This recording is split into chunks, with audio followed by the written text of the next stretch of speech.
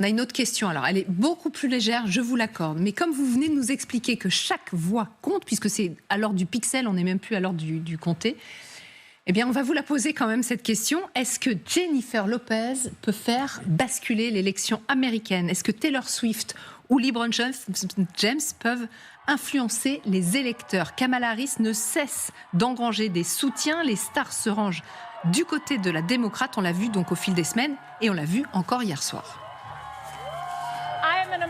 Je suis une Américaine. Je suis la fille de Guadalupe Rodriguez et de David Lopez. Une fille et un fils fiers de Porto Rico. Je suis portoricaine. Je suis borico à bon sang. Et oui, je suis née ici et nous sommes américains. Je suis une mère. Je suis une mère, je suis une sœur, je suis une actrice et une artiste. Et j'aime les fins hollywoodiennes. J'aime quand le bon gars, ou dans ce cas, la bonne fille gagne. Et c'est avec la compréhension de notre passé et la foi en notre avenir que je voterai fièrement pour Kamala Harris à la présidence des États-Unis.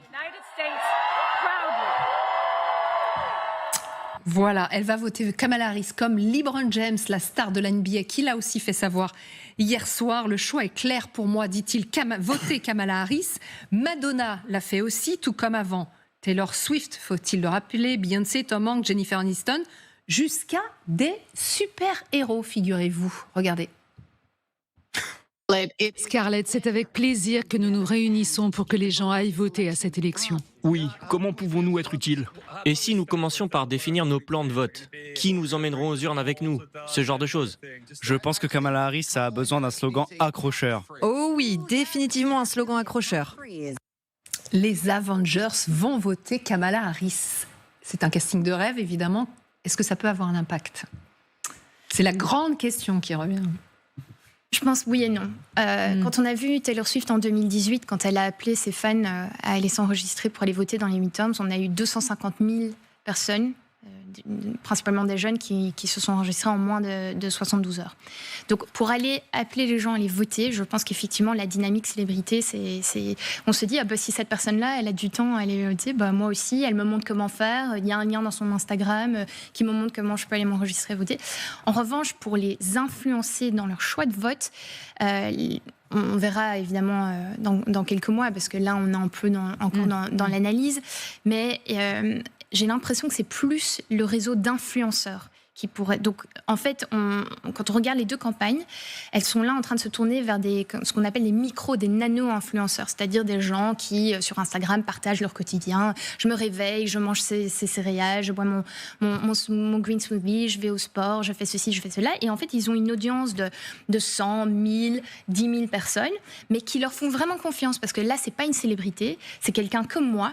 Ouais. Moi, je pourrais avoir leur vie, j'ai des ressemblances avec cette personne-là. Par ailleurs, elle me montre quel parfum il ou elle utilise, ou bien son choix de green smoothie. Et en fait, donc là, on a vu que ces influenceurs-là, quand ils déclarent aller voter, ils ont beaucoup plus d'influence, non seulement sur le fait d'aller voter, mais sur le choix du vote. Donc moi, je pense que c'est vraiment sur là que ça se joue, et on le voit à Kamala, et je trouve, pour rebondir un petit peu sur ce qui avait été dit avant, effectivement, le message, les gens ne s'informent plus comme ils s'informaient avant. Et donc, en fait, c'est une vidéo de 6 secondes qui va être beaucoup plus percutante avec un message qu'un article long ou un débat à la télévision. Bien sûr, c'est ça qui fait mouche. Et donc, on voit Kamala HQ, ils ont recruté, je pense, c'est 10-15 personnes de moins de 25 ans pour faire toutes ces vidéos de 10 secondes, et ils ont le contrôle, et on leur donne la liberté de mettre ce qu'ils veulent dans les vidéos, dans le message. Donc on est vraiment loin de la campagne Clinton, qui devait à chaque fois, chaque tweet, vérifier avant que ça... Ah oui, c'est sûr qu'on a changé d'air. Mais alors, ce qui nous paraissait incroyable, c'est dans cette pléiade de stars qui vont voter Kamala Harris, les soutiens du côté de Donald Trump, ça va beaucoup plus vite. Il y en a beaucoup moins. Il y a le milliardaire Elon Musk, bien sûr, propriétaire de X, de SpaceX, de Tesla, qui participe d'ailleurs à ces meetings. Et puis, il y a l'ancien catcheur Hulk Hogan. Donc, on se dit quand même, cette différence, à un moment donné, elle ne va pas payer. Oui, il y en a d'autres, mais ils ne sont pas aussi connus mondialement que ceux dont on vient de parler. Je rejoins ce qui vient d'être dit sur le côté pas si évident que ça ait de l'influence, il y a une raison assez simple, hein, c'est que le vote étant personnel, chacun va avec son vote. Et puis les gens ne sont pas idiots. C'est plutôt rassurant, il faut quand même le dire. Maintenant, c'est vrai que ça n'a pas d'influence, c'est mesuré. Hein. C'est-à-dire qu'il y a aucune influence pour chaque star qui est arrivée. Vous pouvez regarder, même les sondages vous disent aucune influence. Taylor Swift, quand elle a annoncé son soutien, elle l'a fait au soir du débat, ce qui était dommage, parce que même s'il y avait une influence, on se serait demandé si c'était le débat, mais il y a eu une influence ni pour l'un ni pour l'autre. Il y a eu en revanche de l'influence 4 jours après, mais c'était le jour d'inscription sur les listes. Alors c'est ce que vous disiez, aux États-Unis. Peut-être que ça a une influence sur, effectivement, aller voter. Là, il n'y en a pas eu de la part de Taylor Swift. Oui, cette fois-ci, il n'y en a pas eu, effectivement. Mais en revanche, ça a quand même un avantage pour Kamala Harris, c'est que ça lui donne de la visibilité. Or, aujourd'hui, elle a besoin de cette visibilité qu'elle n'a pas eue avec un deuxième débat qu'elle réclamait. Ah oui. Et à chaque fois qu'il y a une vedette, une célébrité qui parle, comme cette nuit avec JLo, c'est un peu de couverture médiatique. Et donc, on parle de Kamala Harris, forcément. Et donc, ça fait parler d'elle. En revanche, ça a un inconvénient, c'est que ça l'arrange aussi du côté des élites, alors qu'elle a fait une campagne qui était justement anti-élite pour essayer d'aller chercher l'électorat de Donald Trump à la marge. Elle ne pouvait pas le chercher, mais c'est à la cuillère quand même. Et là, ça vient un petit peu ruiner ses efforts. Alors, vous voyez, c'est donnant-donnant. Oui, mais si on prend d'un côté, on perd de l'autre, ou le contraire. Je peux rajouter un mot.